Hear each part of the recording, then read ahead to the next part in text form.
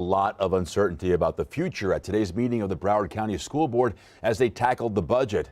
Will they get the money they're expecting in tax revenues? That's the big question. Local 10's Hatzel Vela live with what the superintendent had to say. Hatzel.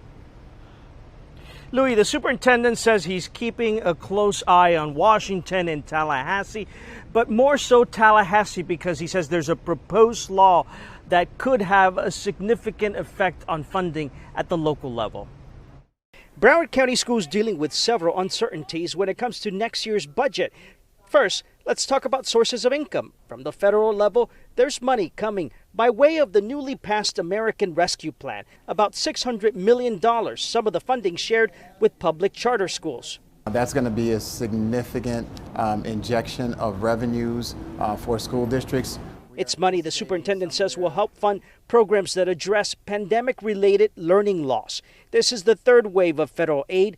Previous funding from Washington has been more than $260 million. As for funding from the state, the governor is proposing an increase per student funding of about 3%. But the superintendent doesn't think this will happen given the budget challenges they're facing in Tallahassee.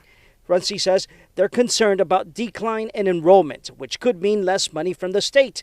Right now in Broward, they're down about 11,000 students. We need the kids back in school, not just for the money, because they belong in school. Runcie says they're deeply concerned about Senate Bill 48, which he says expands vouchers. Takes those funds, they can go to private schools. If it passes, the superintendent says over the next 5 years, Broward schools could lose about $600 million. That's 2/3 of the funding from the state.